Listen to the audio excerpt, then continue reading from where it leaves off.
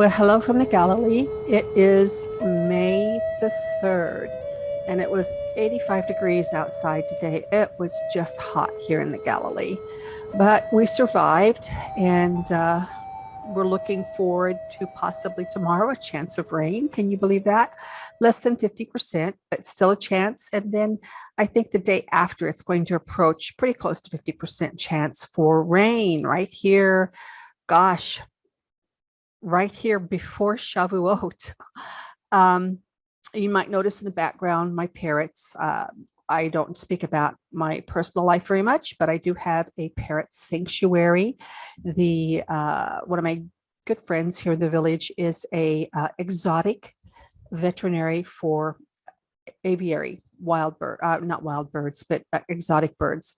And a lot of times birds will come to her that can no longer be provided for in their home environment because they require special care.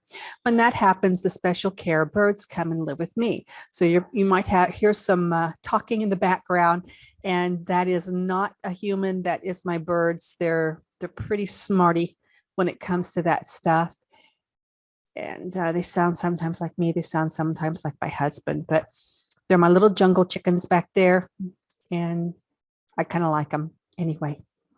So what I want to talk to you about today is something that someone has brought to me. Let me just say this, that I say it every time I do this. I don't read what the other inspectors write. I don't pay attention. I don't care.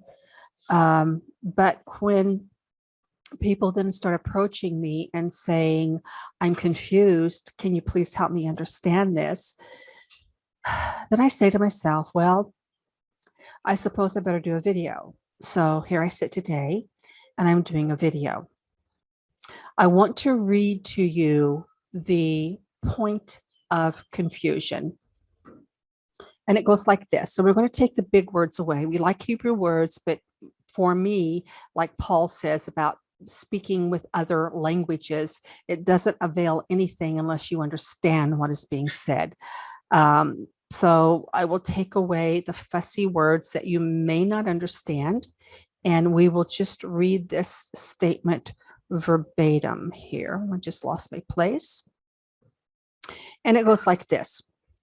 Yom Hanafat HaOmer, which is the brackets, the day of the wave sheaf offering, is a day on which the priest would offer an omer of barley from the earliest ripened fields, as a wave offering. This should not be confused with a bikurim firstfruits offering. This is the statement. So we're going to test that statement today. The very, very first thing I would say with my knee-jerk reaction would be is if we're offering from the earliest ripened field a wave offering, isn't that a bikurim? I mean, logically, that one earliest ripened field belonged to somebody, and he's bringing a first fruits, a bikur. So therefore, wouldn't that be a bikur? Wouldn't that be a bikurim offering? I mean, I know if my field was the earliest ripened field in Israel, I certainly would take like Abel did, my firstling and my fattest. Okay, so let's move forward from there, because I'm going to give the benefit of the doubt that this actually could possibly be the case, that this omer that the priest was to wave really wasn't a first fruits offering.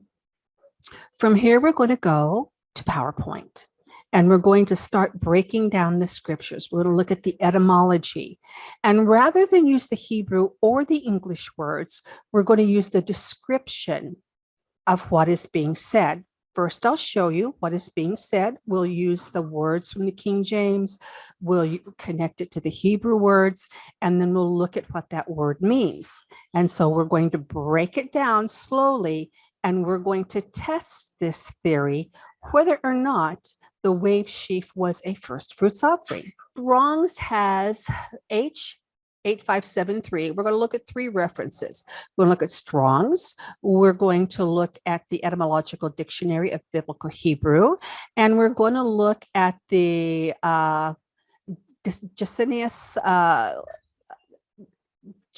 what is it? Hebrew Chaldee Lexicon. We're going to look at these three sources to get a real well-rounded balance on what these words mean. So this word in question for wave offering is Tenufah. Tenufah, according to Strong's, is a brandishing. So, like in a sword fight, when or a knife fight, you're showing him your knife. You're saying, look at my knife. I might cut you. That's the way I know brandishing. It's a term the police use on the news or the whatever. So it's showing what you have in your hand. That's a brandishing. All right. Now we're going to go on to the next one.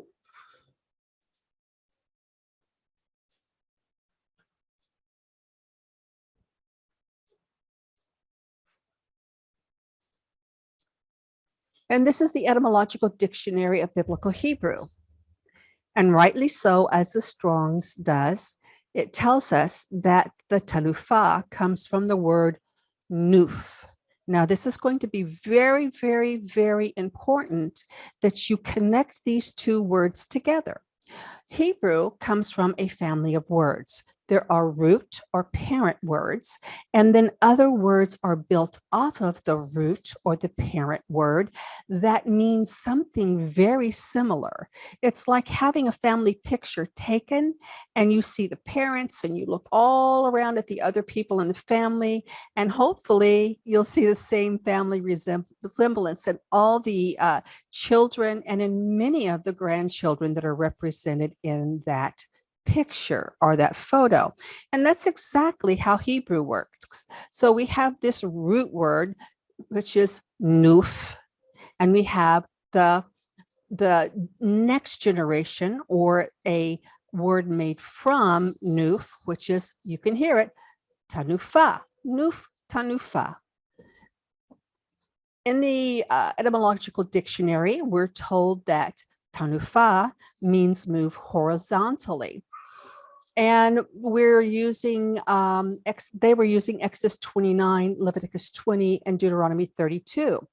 Exodus 29 is actually a really good verse. In that verse, we see, and you're going to hear dogs barking in the neighborhood. I don't know how much, hopefully not much, but you're going to probably hear some. Exodus 29 tells us about the consecration of the high priest, that one loaf of bread, one cake of oiled bread, and one wafer out of the basket of unleavened bread that was before the Lord. And thou shalt put it in the hands of Aaron and in the hands of his sons, and shalt wave them for a tenufah, a horizontally moving offering, a brandishing offering before the Lord. Now let's go see what the Lexicon says. The Lexicon, again, gives us that really important parent word, nuf. And the Lexicon tells us that tenufah means waving and shaking. So the conclusion is that we have this word tenufah, and the action of the tenufah is waving, shaking, brandishing. It is in movement and is being held out for Elohim to observe. Tenufah, wave sheaf, the brandishing. We're going to, let's call it the moving waving. The moving waving. The moving waving action. Let's call it the moving waving action. Okay, we're going to go forward. So now, how was the word tenufah used? We just saw in Exodus 29, we looked at those. It was used for the consecration of the priest. They would move and wave those breads before Jehovah. In Exodus 29, 26, and 27, we see the breast of the ram. Same thing. It was a movement. It was a shaking. It was a waving. Exodus 35, 22. The contributions for the work of the tabernacle. It said that the people were waving. They were making a wave, a Tenufah, a waving and a shaking of what they were offering. The peace offering had a Tenufah, that moving, shaking movement in their hands. Leviticus 14, the 8th day that the priest was pronounced clean as well. That was his offering, was to be in movement as well. Numbers 6:20, the Nazirite vow. Again, that was to be moved in his hand, waved, shaken. So this word Tenufah means that the priests were putting that offering in movement. Now we're going to go to our verse, and this word is used in Leviticus 23, and we're going to take a good look at what it has to say. The feast of firstfruits.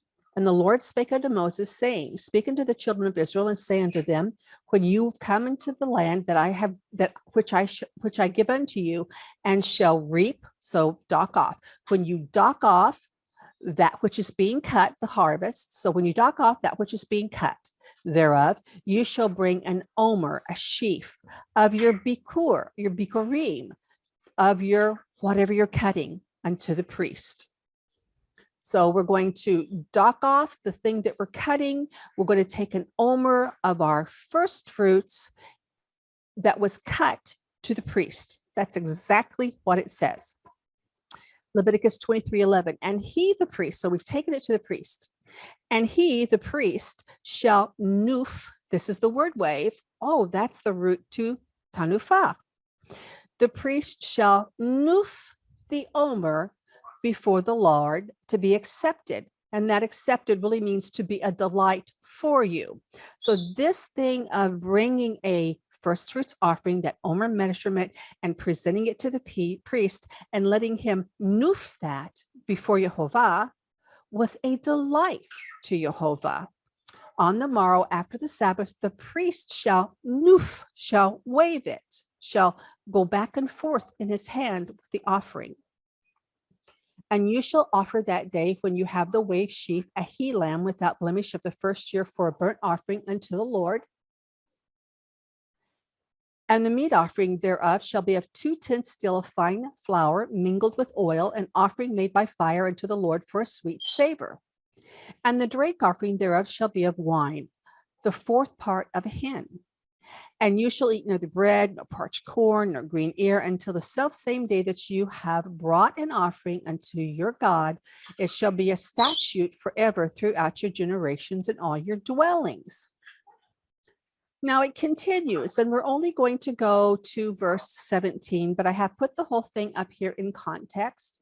So let's continue, because the first verse is actually still about the week of unleavened bread. Continuing, it says, and you shall count unto you from the morrow after the Sabbath, from the day that you brought the omer of the waving offering, 7 Sabbaths shall be complete. Even until the morrow after the 7th Sabbath, you shall number 50 days, and you shall offer a new meat offering unto the Lord. You shall bring out of your habitations two waving back and forth loaves of 2 tenths dill. They shall be of fine flour. They shall be baken with leaven. They are first fruits unto the Lord. I don't know about you, but I see a continuation in Leviticus 23:15 from the very first place we started reading. So let's just test that theory. We're going to put those verses all together. We're just removing, what we're removing is We're removing 12, 13, and 14 because they're talking about, well, we're really, yeah, we're moving 12, 13, 14 because they're really talking about another subject. So we're going to remove 12, 13, and 14, and we're going to just put together 10, 11, and 15, which specifically is speaking about not only the first fruits, but the waving and shaking offering and the waving action of the priest. So let's see if we can make it make sense. And I also have put the one here about the 11 loaves, and you're going to see there's a strong correlation going on here. Speak unto the children of Israel and say unto them, when you come into the land that I give you, you shall dock off what is being cut. You shall bring an omer of the bikurim, a measurement of the first fruits of what you're cutting, unto the priest. Unto the priest. It's got to go unto the priest.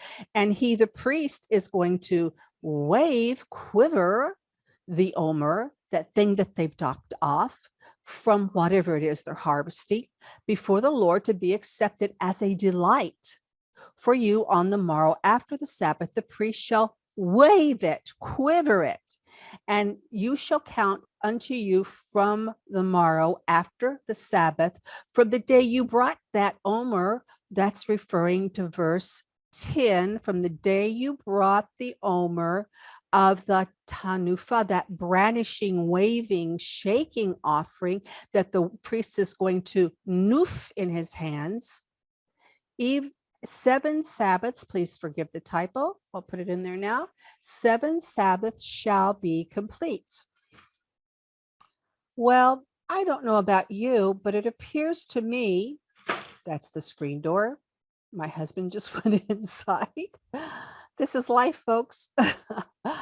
It appears to me that the omer that is noof by the priest from our first fruits is what is being shaken and quivered and Tenufah in the temple. And we see that Leviticus 23:17 gives us the same type of idea, because Leviticus 23:10, 11, and 15 are about the barley. Leviticus 23:17 is about the wheat, and it says about the wheat that you shall take out of your habitations 2 Tenufah, 2 shaking loaves of 2 tins still, and they shall be of fine flour. They shall be baken with leaven. They are bikurim. They are first fruits to the Lord. So we see a similarity between the first fruits of barley to Jehovah and the first fruits of wheat to Jehovah. Now let's take our theory one step forward. Let's look at all the places that they were told to brandish, shake, or quiver something before Jehovah, and let's see where we see these verses. And we're going to look and see if it contains the word noof. Let's go back here a second. What we're testing is that the priest is going to noof the omer, and we're saying it is because noof comes from it. Noof creates the word Tenufah. So we're saying that the action of the priest is the noof. We're saying the thing he's holding in his hand is a Tenufah. Let's test that theory and see if it holds true with the other Tenufah offerings. Let's see if we can see noof and Tenufah in every verse we previously looked at that shows what a wave sheaf or how that word was used throughout the scriptures. Oh, it was used in every one of our scriptures except for the very last one, when Aaron offers the Levites. Let's go through them individually. They shall noof the Tenufah, the 3 breads of the consecration of the priest. They shall noof the Tenufah, the breast of the ram. The contributions of gold to the tabernacle. The people noof the Tenufah. They waved the wave offering. The peace offering, the Tenufah. They quivered the shake offering. Leviticus 14, the leprosy. They quivered the shake offering. The Nazirite vow. They quivered the shake offering. And Aaron, of course, he waved the Levites. Now we're going to go back to this verse again and take another look. Now that we know that Nuf and Tenufah, that Nuf is what is done to a Tenufah. Why? Because Nuf is the root word and Tenufah was built from this root word. It belongs to the same family. That's why it makes sense that they're used together. We're going to go back now and look at that barley offering.